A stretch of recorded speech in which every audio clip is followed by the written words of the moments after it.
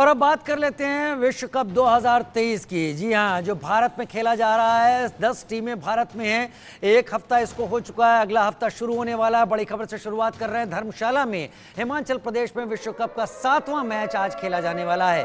थोड़ी देर में इंग्लैंड और बांग्लादेश का एक अहम मुकाबला होने वाला है। विश्व कप के 7वें मैच में इंग्लैंड और बांग्लादेश भिड़ने वाले हैं। विश्व कप में दोनों टीमें अपना दूसरा मैच खेलने वाली हैं। विश्व कप में इंग्लैंड को कांटे की टक्कर देगी बांग्लादेश की टीम। हिमाचल प्रदेश के धर्मशाला के स्टेडियम में यह मुकाबला होने वाला है। 7वां मैच विश्व कप 2023 का। जिस तरीके से विश्व कप परवान चढ़ता चला जा रहा है, हर मैच में एक एक करके दर्शकों की भी संख्या बढ़ रही है, लोगों का इंटरेस्ट बढ़ रहा है और हर मैच पिछले मैच से बेहतर होता हुआ जा रहा है। थोड़ी देर में इंग्लैंड और बांग्लादेश धर्मशाला के हिमाचल प्रदेश क्रिकेट अकादमी के स्टेडियम में टकराने वाले हैं, एचपीसीए के स्टेडियम में।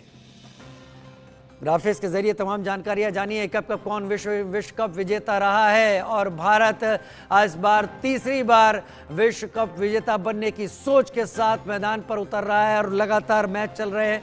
हर टीम अपना बेहतर प्रदर्शन देने की कोशिश कर रही है। सर्वश्रेष्ठ 10 टीमें इस विश्व कप 2023 का हिस्सा बन रही हैं।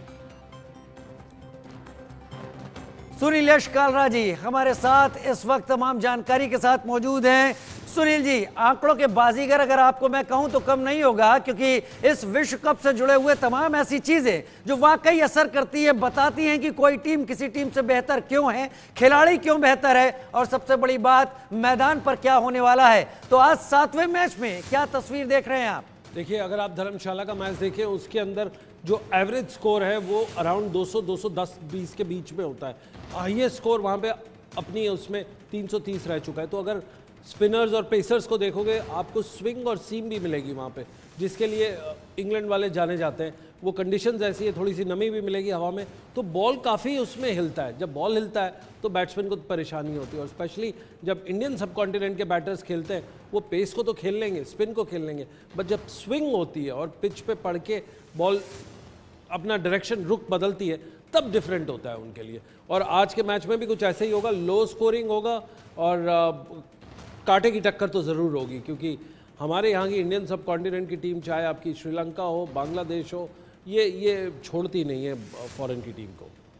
धर्मशाला, जैसा कि हम सभी जानते हैं सुनील जी, हिमाचल प्रदेश का हिस्सा है। हिमाचल प्रदेश पहाड़ी राज्य है, वहाँ की वेदर कंडीशंस अलग होती हैं। वर्ल्ड कप के लिए खास तौर पर इस मैदान को तैयार भी किया गया होगा।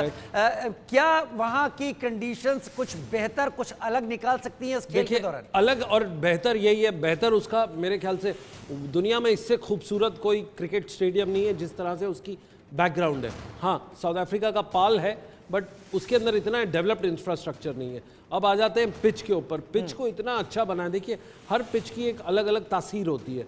इस पर्टिकुलर पिच की तासीर ये है कि ये आपकी बॉल रुकेगा और स्पिन होगा और हवा में काफ़ी आपकी बदलेगी, क्योंकि वो एटमॉस्फेयर ही ऐसा है कि आपको थोड़ा सा नमी मिलेगी, थोड़ा सा उसके अंदर आपको अच्छा सा विंटर का आपको एहसास होगा। बट इसीलिए बैट्समैन चूकता है उसमें आपको बॉलर्स को कुछ ज़्यादा नहीं करना होता है। कुछ ऐसी पिचें होती है जिसके अंदर बैट्समैन अपने आप ही बहुत कुछ खेलना होता है। जैसे फॉर एग्जांपल चेन्नई की जो पिच थी, रविंद्र जडेजा ने बोला हमें कुछ करना नहीं था, ये टेस्ट मैच की विकेट थी जिसके अंदर आप बॉल डालें, वो रुकेगा और रुकने के बाद डिसाइड करेगा कि कितना स्पिन होना है। उसके अंदर तब तक बैट्समैन अपना शॉट कमिट कर देता है, तो उसमें गलतियाँ होती है, इसलिए स्पिनर ट्रैक कहा जाता है। इसके अंदर क्या होगा कि आपको सिर्फ आके हवा में गेंद डालनी है और वो अपने आप ही रुख बदल देती है। अगर आपने उसको सी में जिस तरह से आपने होल्ड किया, अगर आप उसको एक्सपेक्ट कर रहे हो 50%, तो वो 75% होगी। इसीलिए काफ़ी गेम ये बदल सकता है और आप किसी एक बल्लेबाज के ऊपर नहीं बोल सकते कि ये बहुत अच्छा होगा।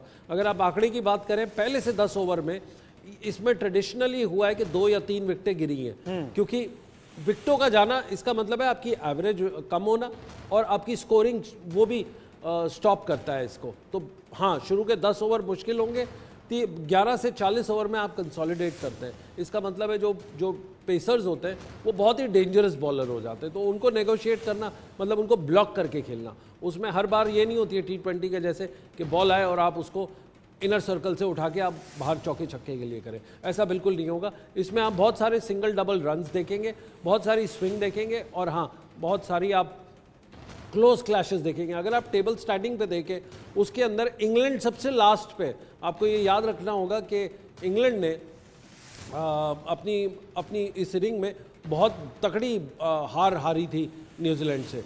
तो जी हाँ, उनको अपना अभी ऊपर अपने एवरेज बढ़ानी है और ऊपर आना है, ऊपर आना है इंग्लैंड को। लेकिन आपने कहा कि बॉल इस पिच पर आकर रुकता है, उसके बाद बॉल टर्न होता है, यानी स्पिनर ट्रैक ये कही जा रही है।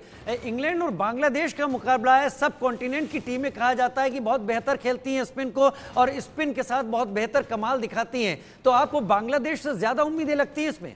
यार बांग्लादेश आप देखेंगे, जैसे मैंने बताया, इंडियन सब कॉन्टिनेंट वाले ये फिरकी बॉलर्स होते हैं। ये बॉल डालते हैं और अनएक्सपेक्टेड स्पिन होती है। 6 में से 5 बॉलें वो नेगोशिएट कर लेंगे, बट एक गेंद ऐसी निकलती है जिसमें बैट्समैन फंस जाता है। और स्पेशली बाहर के जो बैट्समैन होते हैं, अंग्रेज और ऑस्ट्रेलियन, ये उसमें एक बॉल में ज़रूर फंसेंगे, क्योंकि वो आर्म बॉल, स्टॉक बॉल जो होती है उनकी, उसमें होता है।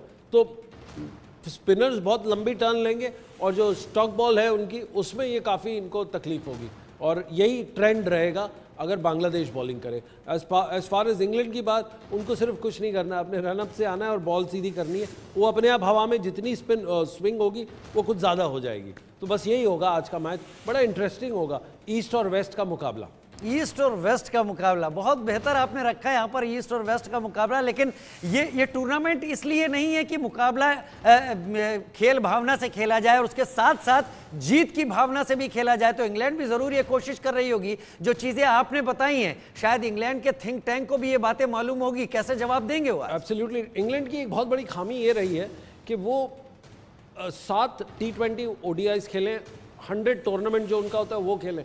तो उनको आदत, अभी जो माइंडसेट है वो सिर्फ लंबे छोटे फॉर्मेट ऑफ द गेम है जिसमें लंबे शॉट होते हैं। देखिए, और ये वो फॉर्मेट है जिसमें आपको बिल्ड करना होता है। 11, 20, 40, 50 ये ओवर से आपको बिल्ड करना होता है। इसमें थोड़ी सी प्रॉब्लम है। बात कही है खेल भावना की, देखिए ये खेल भावना से ऊपर है और परे है। इस पर हर आप नेक्स्ट लेवल पे जब जाते हैं, आपको हाईएस्ट टूर्नामेंट के विनिंग प्राइज भी मिलता है। अब रही बात रिवेंज की, खेल भावना तो छोड़िए, यहाँ पे रिवेंज होगा। आज जो पाकिस्तान और श्रीलंका का मैच है वो एक रिवेंज मैच है। आपको याद होगा पिछले महीने के एशिया कप के अंदर श्रीलंका ने पाकिस्तान को बुरी तरह धो डाला था।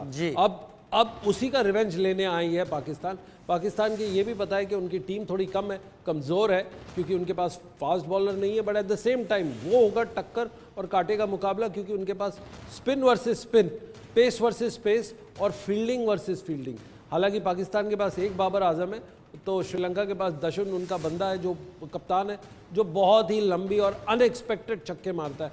आपको श्रीलंका का वो मैच याद होगा जो पिछला उन्होंने खेला है दिल्ली के कोटला फिरोशा में, जहां इन्होंने काफ़ी बड़ा रन मारा था। पर आप एक चीज़ नोट करनी होगी कि उनके 8 विकेट पे भी 40 ओवर में 303 रन थे जो साउथ अफ्रीका के थे। इसका मतलब ये है कि उनके चौथा, पांचवा, छठा और सातवां प्लेयर भी लंबे लंबे शॉट्स मारता है। एवरेज कम नहीं होती, एवरेज वैसी ही होती है उसकी। पाकिस्तान और पाकिस्तान और श्रीलंका दोनों की कोशिश यही रहेगी कि इस मैच को जीते, क्योंकि आप अब आगे आगे जैसे टूर्नामेंट बढ़ेगा, आपको अपना स्कोर भी बढ़ाना होगा, आपको अपना औसत या एवरेज वो भी बढ़ाना होगा, जिससे आगे कभी कांटा फंसे तो वहां पर टीम एज ले जाए। कौन से ऐसे खिलाड़ी हैं पाकिस्तान में या फिर श्रीलंका में जिन्हें आप बहुत अहम मानते हैं इस मैच के दौरान? देखिए, सबसे पहले पाकिस्तान की पूरी जो न्यूक्लियस है ऑफ द टीम, वो सिर्फ बाबर आजम और बाबर आजम और बाबर आजम पे ही टिकी हुई है। खुदा ना खास्ता उनको अगर कोई इंजरी या चोट आ जाए तो उनको बड़ी डिफिकल्टी होगी। सिमिलरली इनका विकेट कीपर बैट्समैन को भी यही है कि अगर कोई इंजरी, कोई पीछे पुल हो जाता है, रिमेंबर कीजिए ये 40-42 दिन और बचे हैं हमारे इस टूर्नामेंट में, तो उसके अंदर अगर हम कोई भी एक छोटी निकल आ जाती है तो ये टीम एकदम गिर पड़ेगी ऊपर से, क्योंकि इनके पास कोई वैसा नहीं है। सिमिलरली अगर आप श्रीलंका का देखें, उनके पास कोई स्टार नहीं है, कोई बड़ा स्टार नहीं है, बड़ा नाम नहीं है। जैसे पुराना होता था सनत जयसूर्या, कालू वितरना, अर्जुना रानाटुंगा, अरविंदर डिसिल्वा, महिला जयवर्धन, ऐसे कोई बड़े नाम नहीं है।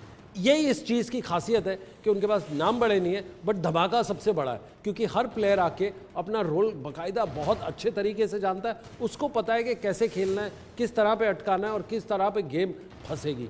यही आपका वो है। इसका एक बहुत बड़ा श्रेय मैं उनके कोच को देना चाहता हूँ, क्रिस सिल्वरवुड, जो 2005 एशेज सीरीज़ के फास्ट बॉलर रहे और जिनकी बदौलत ऑस्ट्रेलिया से इंग्लैंड ने एशेज सीरीज जीती थी 2004-5 की, तो उनको पता है कि कैसे माइंड गेम्स होती है, उनको पता है कि कैसे प्लेयर्स करना है। इनफैक्ट जिम्बाब्वे में जब मैं उनसे मिला था फॉर द प्री क्वालिफायर्स, उनको ये अंदर प्लेयर्स को उन्होंने एक चीज़ डाल दी थी कि आप 1996 के वर्ल्ड कप विनर्स हो और यहाँ आके आप क्वालिफाई करके खेल रहे हो। आप समझ रहे हैं, जैसे भारत का हाल हुआ था हॉकी में कि 2008 की ओलंपिक्स नहीं खेल पाए थे, वो चिली में जाके बाहर हो गए थे पहली बार, इतने सालों के गोल्ड कप गोल्ड मेडलिस्ट। तो उन्होंने ये बात डाली और वो प्लेयर्स को बड़ी चुभी है कि हम इतने बड़े पायदान से अब हम क्वालिफाई खेल के वर्ल्ड कप में आ रहे हैं। तो श्रीलंका जो है वो एक अलग माइंडसेट से खेल रही है, और वही आपने देखा था कि कोटला फिरोशा में उन्होंने कैसे जिस तरह से अपनी इनिंग पेश की थी।